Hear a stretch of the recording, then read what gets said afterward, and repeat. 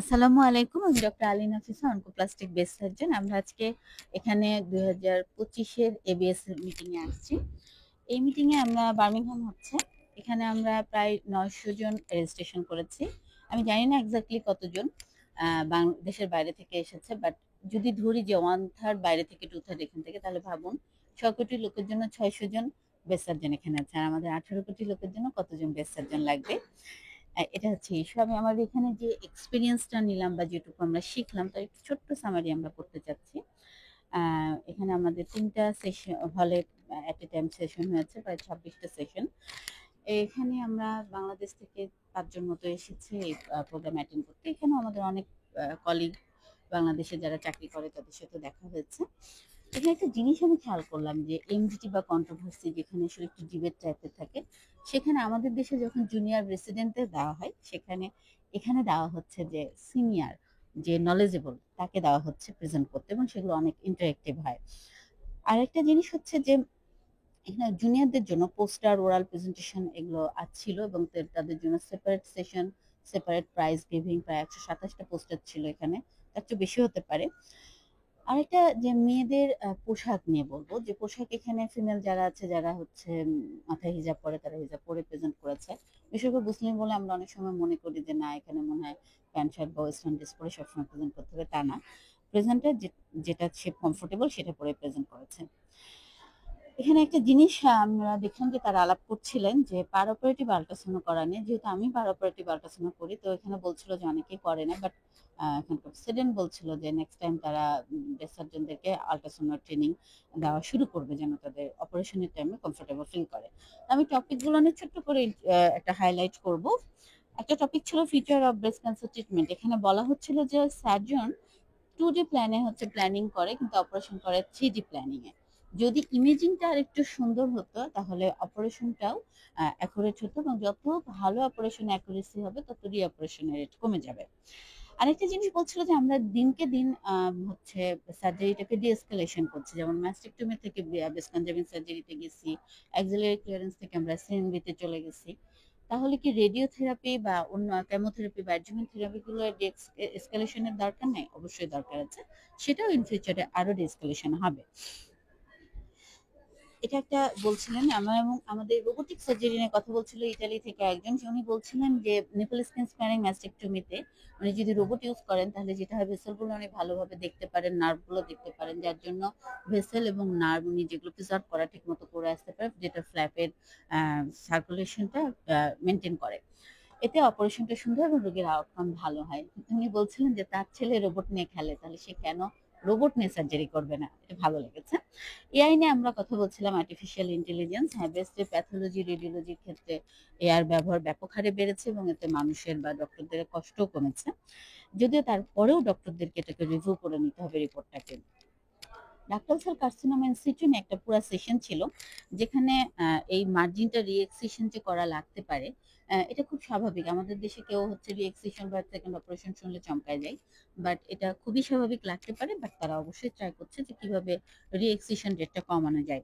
এবং অ্যাক্সিলারি সার্জারির ক্ষেত্রে যেটা তারা বলছিল যে অ্যাক্সিলারিতে অপারেশন ইনসিটুর ক্ষেত্রে দরকার নাই, কিন্তু যেখানে ওয়াইড স্প্রেড ডিসিএসের জন্য পুরো ব্রেস্ট ফেলে দিতে হচ্ছে, যদি ফাইনাল হিস্টোপ্যাথোলজিতে ইনভেসিভ কিছু থাকে, তাহলে দেখা যাচ্ছে যে সেই ইনভেসিভের নেসের জন্য এসএনবি যে লাগবে, তখন আর ব্রেস্ট টিস্যু না থাকলে এসএনবি করা যায় না। এই জন্য ম্যাস্টেকটমিতে তারা এসএনবি করে ফেলে ইনিশিয়ালি, বাট কোনো অ্যাক্সিলারি ক্লিয়ারেন্সের দরকার নাই। এখানে আরেকটা ইস্যু ছিল যে ব্রেস্ট অগমেন্টেশন যাদের হচ্ছে, তাদের যদি ক্যান্সার ডেভেলপ করে, তাহলে যে ক্যান্সারের চিকিৎসা সে প্রত্যেক ইমপ্ল্যান্টের কি হবে? তারা দেখাচ্ছে যে ব্রেস্ট ক্যান্সার যদি হয় অগমেন্টেড কোনো ব্রেস্টে, তাহলে আমরা যখন অপারেশন করব, চিকিৎসা করব, 50%-এর উপরে ব্রেস্ট ইমপ্ল্যান্টের কোনো সমস্যা হয় না। বাট হবে না এ কথাও বলা যাবে না, কিছু রোগীর আবার ইমপ্ল্যান্টটা লস হতে পারে, এবং সেই টেকনিকটা তারা দেখাচ্ছিল যে ইমপ্ল্যান্ট সরিয়ে কিভাবে আবার ব্রেস্টকে রিকনস্ট্রাকশন করা যায়। এন্ডোক্রাইন থেরাপির উপর কিছু কথাবার্তা হচ্ছিল, যে প্রাইমারি হরমোন থেরাপি যারা খুব আর্লি ব্রেস্ট ক্যান্সার এবং লুমিনাল এ ক্যান্সার, তাদের ক্ষেত্রে প্রাইমারি হরমোন থেরাপিতে চিকিৎসা করা, যদি অ্যাডজুভেন্ট থেরাপি, কেমোথেরাপিটা অ্যাভয়েড করা যায় কিনা, অ্যাজ ওয়েল অ্যাজ হচ্ছে সার্জারিটা অ্যাভয়েড করা যায় কিনা, কিন্তু অ্যাডজুভেন্ট কেমোথেরাপি তো মানে অ্যাভয়েড করা খুবই চান্স আছে। সুতরাং এটার পর একটা লেকচার হচ্ছিল যেখানে রিকারেন্স স্কোর করার কথা বলছিল, যে অঙ্কোট্যাব ডিএক্স এগুলো করে তারপরে তারা ডিসিশনটা নিবে। লোকালাইজেশন টেকনিক নিয়ে হিউজ কথাবার্তা হয়েছে। আমরা জানি যে 2000 সাল থেকেই মোটামুটি ওয়্যার গাইডেড ওয়্যার লোকালাইজেশনটা চলে আসছে। যত বেশি স্ক্রিনিং ডিটেক্টেড ক্যান্সার ধরা পড়ছে নন পালপেবল, কিন্তু তারা ওখান থেকে এখন ফেরত এসে তারা অন্য ধরনের টেকনিক তারা সার্চ করছিল। এর মধ্যে তারা করছিল হচ্ছে লোকালাইজার, তারপরে ম্যাক্সিট, এগুলো নিয়ে ওরা হিউজ কথাবার্তা বলছিল, কোনটার দাম কেমন, কোনটায় সময় বেশি লাগে। সবচেয়ে বড় কথা হচ্ছে যে ওয়্যার আমাদের সকালবেলায় মানে সেদিন সকালে আলট্রাসোনোলজিস্ট অ্যাপয়েন্টমেন্ট লাগে, পড়াতে হয়, এটা মাইগ্রেশন হয়, এটা খুলে যেতে পারে, সার্জনের স্ট্রেস বাড়ে, সময় যায় বেশি। বাট অন্য যে মেথডগুলো আছে এগুলো হয় কি আমরা সুইটেবল টাইমে এগুলো পড়াতে পারি, এবং অপারেশনের দিনে এক্সট্রা টেনশন না রোগীর দিক থেকে, না হসপিটালের দিক থেকে, না সার্জনের দিক থেকে। সুতরাং এটা একটা ভালো আমাদের ইস্যু। আরেকটা সেশন ছিল oncoplastic base surgery, the uncomfortable truth. মানে আমরা যারা অনকোপ্লাস্টিক বেস সার্জারি প্র্যাকটিস করছি তারা আমরা এত বেশি অনকোপ্লাস্টিক সার্জারি করছি যে মনে করছে যে অনেক বেশি ডিজাইন করে, মানে রিমডেলিং, তারপরে টিস্যু,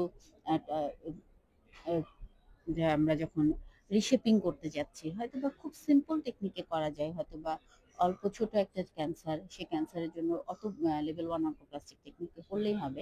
সেখানে আমাদের অনেকেই আছে যে অনেক অ্যাডভান্স টেকনোলজি এখানে অ্যাপ্লাই করছে, স্কার বড় হচ্ছে এবং শুধু শুধু ব্রেস্টের টিস্যু হ্যাম্পার হচ্ছে। তাই বলা হচ্ছে যে অনকোপ্লাস্টিক ব্রেস্ট সার্জনকে জানতে হবে কখন কোনটা করতে হবে, সবসময় লেভেল 2 অনকোপ্লাস্টিক দিকে আগানো যাবে না।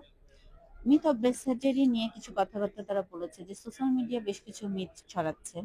অ্যাক্সিলারি সার্জারি একটা পেশেন্ট যখন হচ্ছে তার কি করতে হবে কি করতে হবে না এটা নিয়ে তার একটা অ্যাফ্রেড থাকে, এগুলো নিয়ে তারা বেশ কথাবার্তা বলেছে। সেকেন্ড দিকে আমাদের যেটা হচ্ছে প্রেগনেন্সি উইথ ব্রেস্ট ক্যান্সার, এটা আমাদের আসলে খুব চ্যালেঞ্জিং একটা ইস্যু।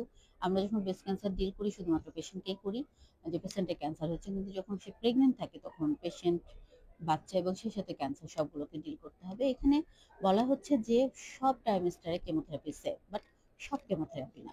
দেখা যাচ্ছে যে কিছু কিছু কেমোথেরাপি কিছু কিছু টাইমিস্টারে সেফ, এগুলো অনকোলজিস্ট যারা আছেন তারা হিসাব নিকাশ করে কেমোথেরাপি দিবে। কিন্তু আমাদের দেশে দেখা যাচ্ছে যে আমরা ভয় পাই যে বাচ্চার মনে ক্ষতি হবে, এবং সব ট্রাইমেস্টারে সার্জারি পসিবল।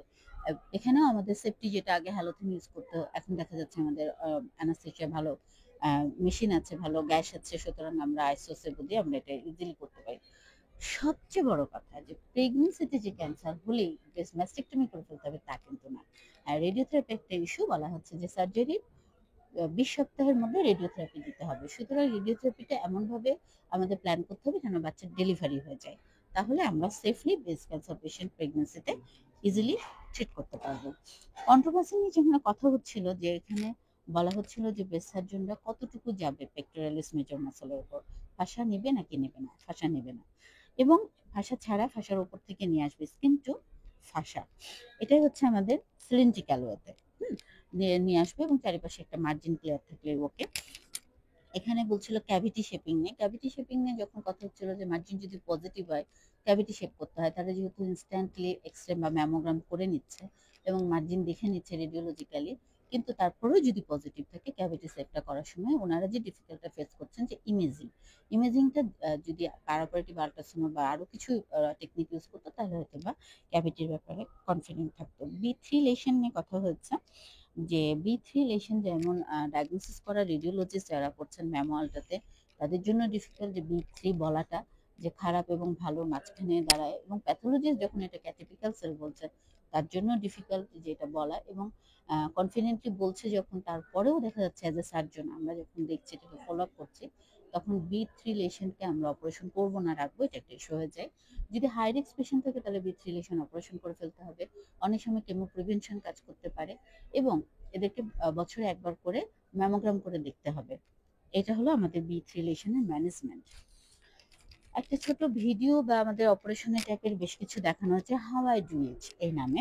এখানে রোবোটিক অপারেশন দেখানো হচ্ছে, এখানে ট্রিপল পেডিকেল নিপল সেভিং এবং স্কিন স্পেয়ারিং ম্যাস্টেকটমি দেখাচ্ছিল, যে স্কিনকে রিডিউস করা যায় কিনা, যে কিভাবে এটা করবে। তো আমাদের সুপিরিয়র, মিডিয়াল এবং ইনফেরিয়র পেডিকেল যে আছে সেটা নিপলকে যেন ঠিকমতো সাপ্লাই দেয়, দেন আমরা এই skin sparing, nipple skin sparing ম্যাস্টেকটমিটা করব।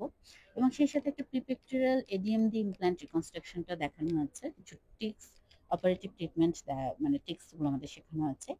এক্স আল্ট্রাসাউন্ড গাইডেড যে পেডিকেল গুলো দেখে, টিউমার গুলো দেখে অপারেশন করা, পারা অপারেটিভ আল্ট্রাসাউন্ডের একটা ইউজ এখানে দেখানো হচ্ছে, যেটা আমরা অলরেডি করি। এবং থেরাপিউটিক ম্যামোপ্লাস্টি, যেমন সুপিরিয়র, মিডিয়াল এবং ইনফিরিয়র পেডিকেল দিয়ে 9টা কোয়াড্রেন্টে ক্যান্সার যদি থাকে কিভাবে সেটাকে কভার আপ করা হবে, সেটা নিয়ে তারা কিছু টিপস দিয়েছে। আর টপ টিপস যেটা, সেটা ওখানে বলেছে তারা যে কিভাবে এন ব্লক ক্যাপসুলেক্টমি করবে অগমেন্টেড ব্রেস্টের, আর নিপল স্কিন স্পেয়ারিং ম্যাস্টেকটমিতে কিভাবে নিপল সেভ করবে, এটা একটা খুব ভালো একটা ইয়া দেখিয়েছে। এবং টি জাংশন যখন আমরা অপারেশন করছি তখন টি জাংশনকে কিভাবে টেনশন ফ্রি রাখা যায়, কোন পয়েন্টে সিজারিং করে, এটা দেখানো হচ্ছে। তা আমি ইন শর্টে শেয়ার করলাম ছোট্ট একটা ভিডিও। Thank you.